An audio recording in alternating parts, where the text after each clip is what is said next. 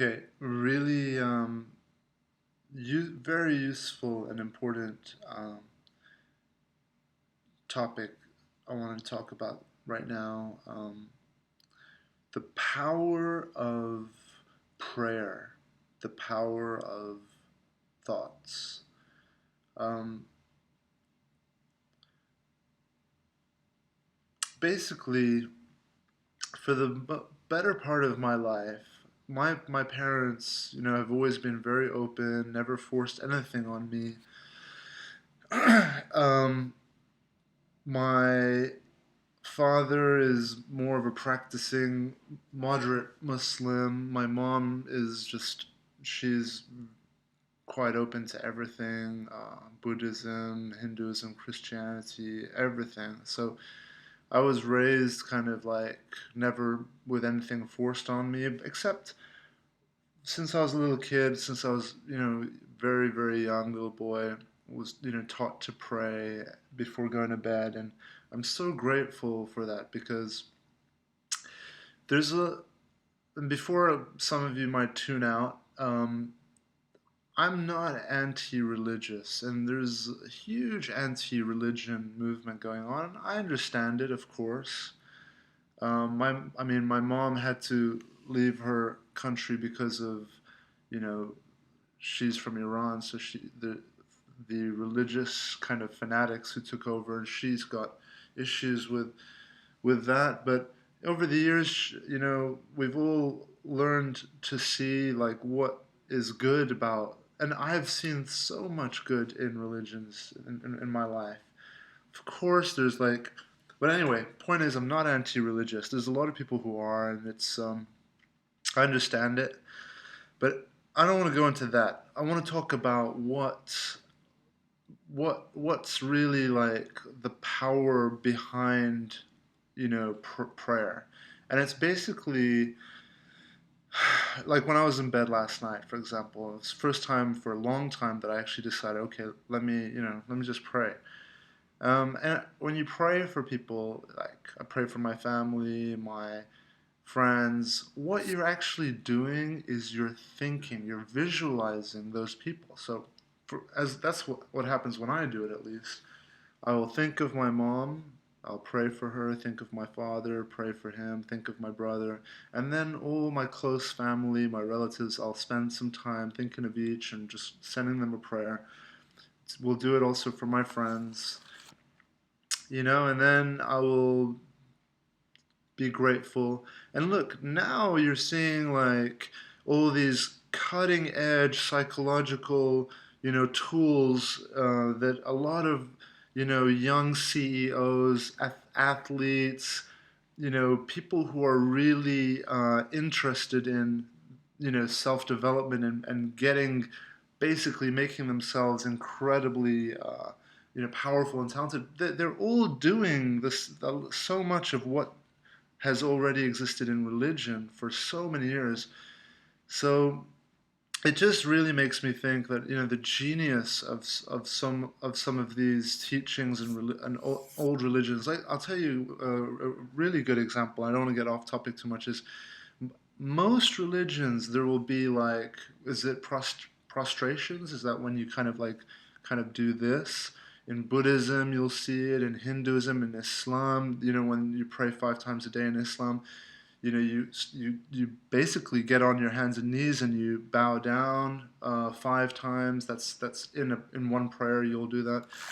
It's the same in Buddhism. I did a Vipassana meditation, and their meditative movements involve also bowing. I've seen videos like Muji talking about the power of just he'll walk around the room just like this, and being humble, is such an empowering psychological thing because you're basically, this position is surrender. Ultimately, that's what it is. When you bow down, like when Muslims are praying and they start on their feet and then they bow down, they put their head on the floor and they're basically kneeling completely in surrender. It's like my personal belief, like we'll go into, I will say that we could be God ourselves, you know. But when we're being humble, it's not necessarily that you're being humble. You don't have to be humble to someone. Yes, it's true. Most religions are going to visualize as there's a man up there who's, you know, who's God.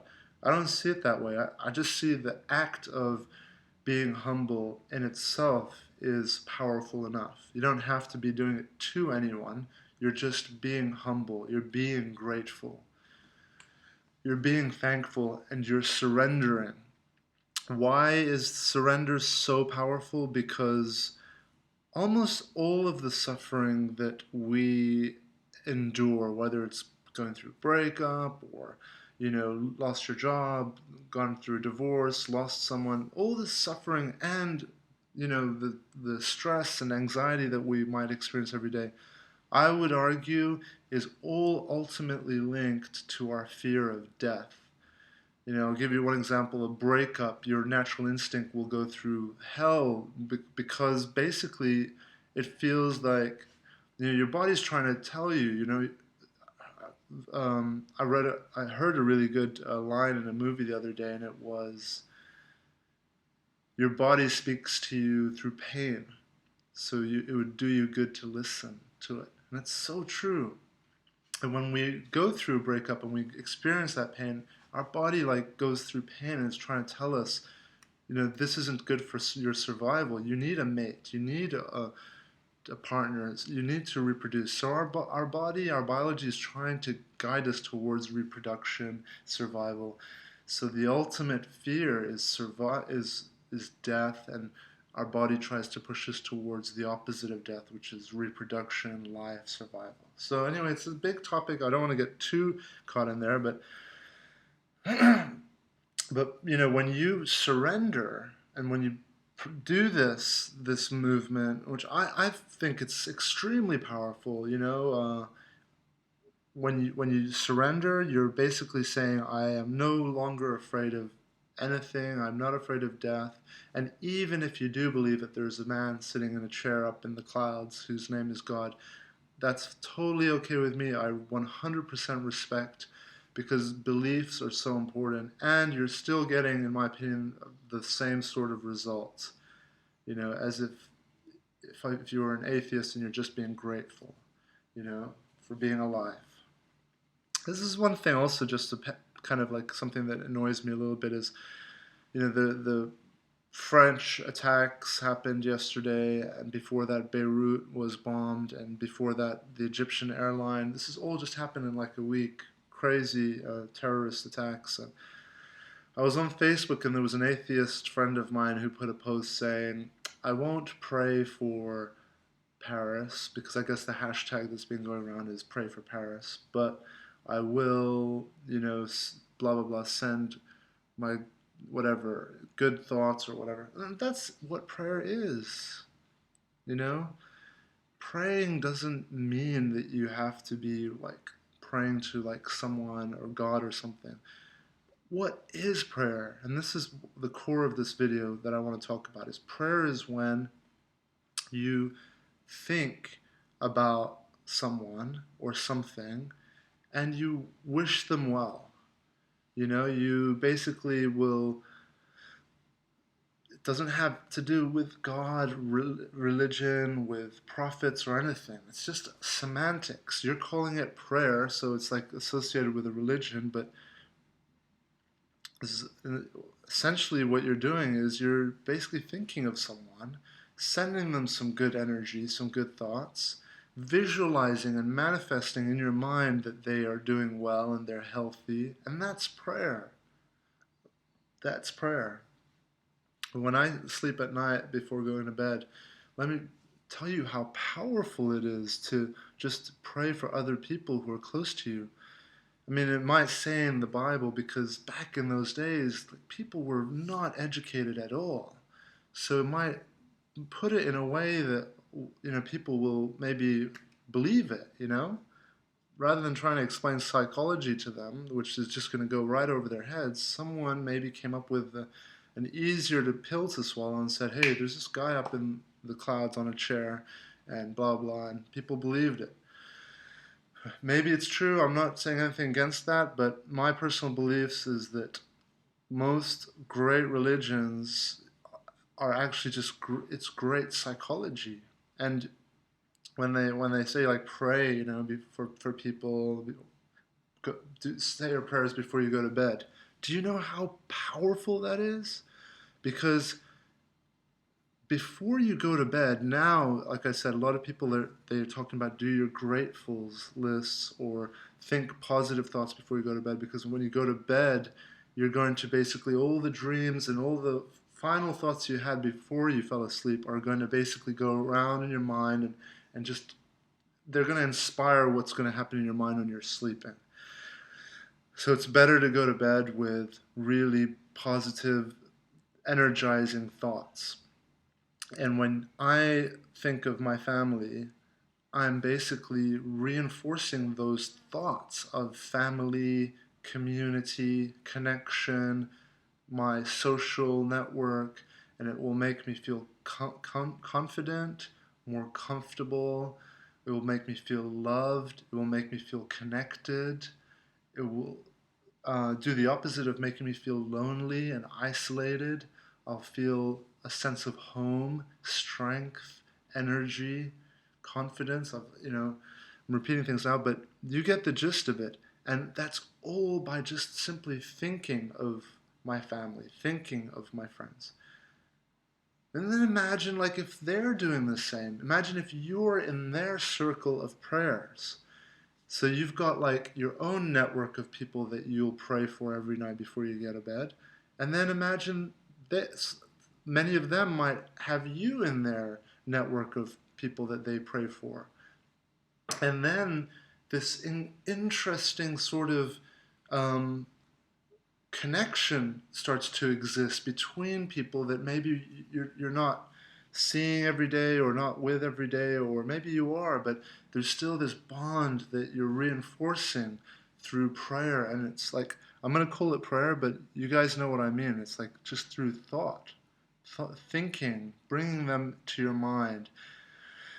There's lots of books on what is it called? The laws of attraction and manifesting through thought, which I 100% believe. It's like, it's so true. And it's just not magic. It's basically if you have positive thinking, and if you're thinking, whatever you're thinking, you're going to make happen. It's going to happen because it's not magic. It's not anything like that. It's basic. Like if I'm every day thinking, oh, I am the champion.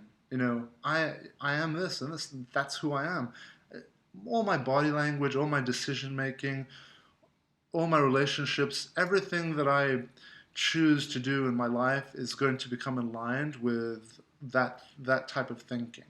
Whereas if I'm going to be more of a defeatist thinking, like, oh, my life sucks, I'm all alone, blah, nobody loves me, again, I'm going to, all the decisions, all the things that I do, the relationships, they're gonna I'm gonna create my life based on what's going on in my mind. Your mind is your world. Your life is a reflection of what's going on in your mind.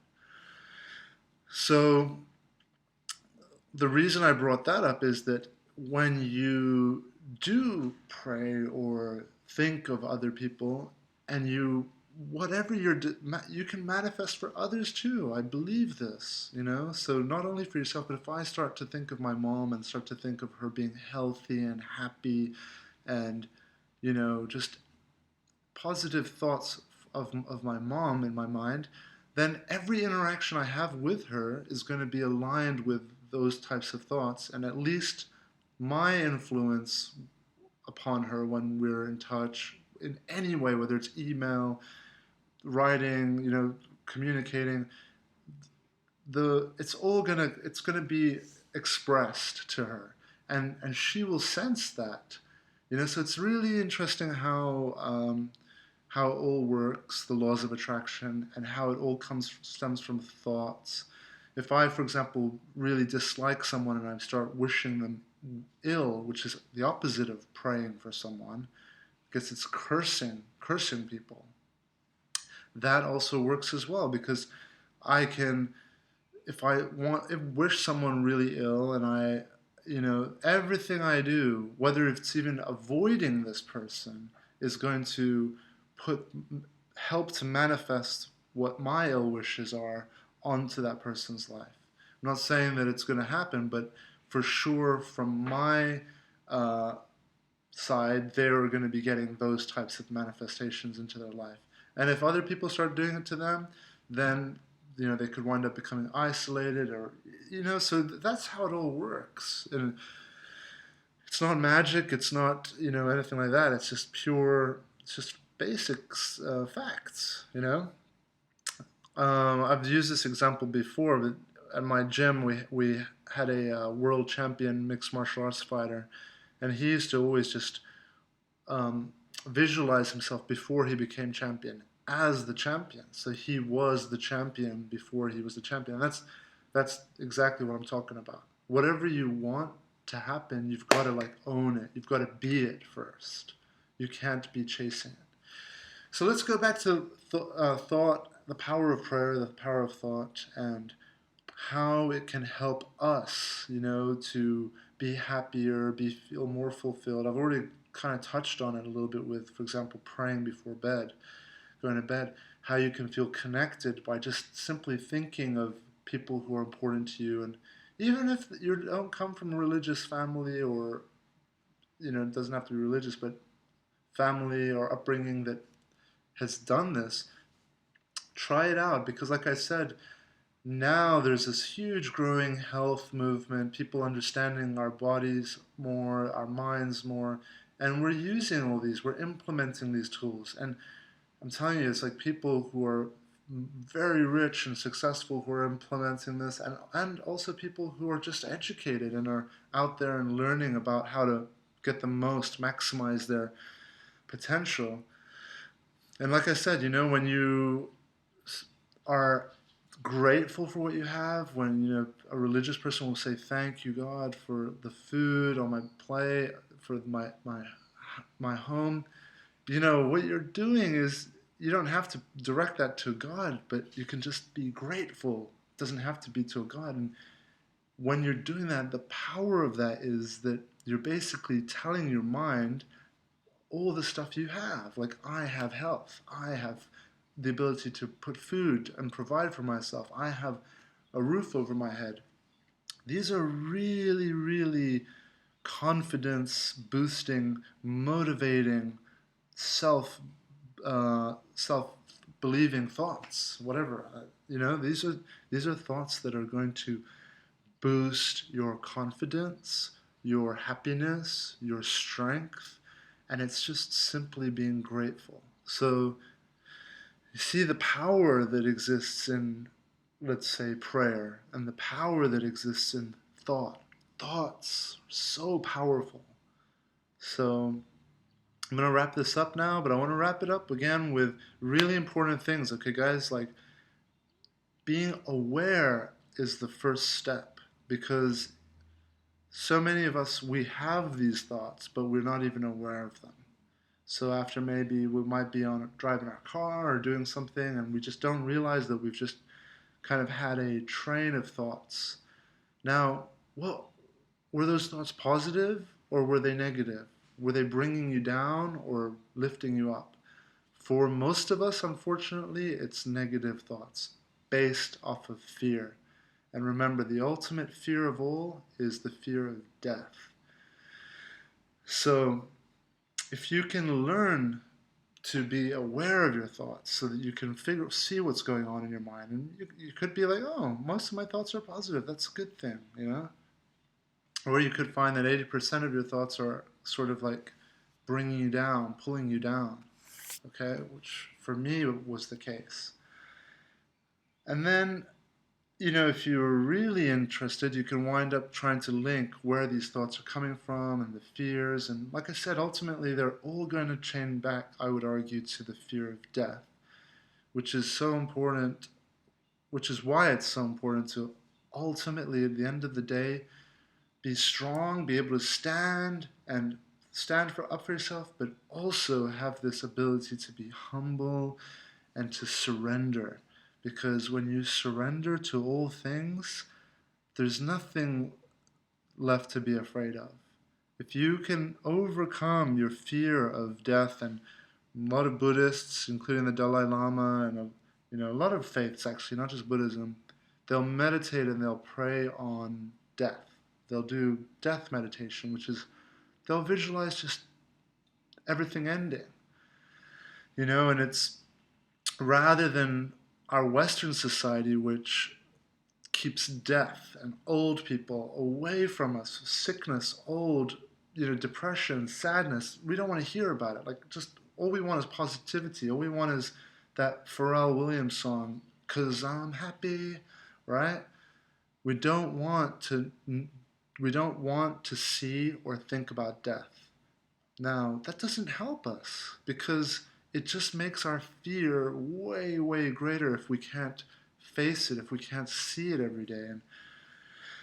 And, I believe that this is why if you go to places like Afghanistan or Pakistan, I have never been, but, you can see that I've been to poor places in the world, and you can see people are happy. Why? Because every day they're they have a relationship with death, with disease, with all these things, and they know that, okay, so this is what it is. And every day they don't need to meditate on death because they're seeing it all around them. So you learn to accept it, as a part of existing. But in the West, we brush it under the carpet, we hide it, we put old people in their homes, we keep them away. We don't want to talk to old people. We don't want to hear from our friends if they start talking about how depressed or sad they are. We just want to talk about positivity and happiness, and that's going to go into another video someday. But I think that's why we have so many problems in the West with people who are depressed, huge suicide rates, anxiety. All these problems are because we worship happiness, and we worship all these strength and energy and positivity, and we villainize sickness, we villainize death, we villainize depression and all the opposites basically, and we don't realize that you know love means accepting everything the way it is, accepting that you're not perfect, accepting the dark and the light. So Pharrell Williams should come up with a follow-up song that says, "'Cause I'm angry." Yeah, because there's nothing wrong with being angry. There's nothing wrong with being depressed. It's all awesome. There's nothing wrong with death. Death and life are both two sides of the same coin. Alright, I'm out of here. Sorry this got a bit long, but I think this was an important one, and I'm glad that I've got this one recorded. So, yeah, I hope some of it makes sense, but the root is the power of thought. So even if you just spend right now just 30 seconds or a minute just to think how grateful you are for what you have, or send a prayer out to the people you love, I guarantee you're going to feel more connected, you're going to feel more confident, comfortable, you're going to feel more loved, and you're going to feel better about just being alive. And for those of you who want to take things even more deep, then think about the overcoming your greatest fear of all, which I've mentioned, and think about surrender and the power of surrender. That's it. That's my video. Peace to everybody out there. And as you can see, our leaders are just making a big mess of things. I think it's actually one leader comes to mind from a long time ago, 8 years ago, who created a big mess around the world. But it's up to all of us to just, no matter where we come from in the world, to just be cool with each other, be connected, share what we know, and yeah. All right, I'm out.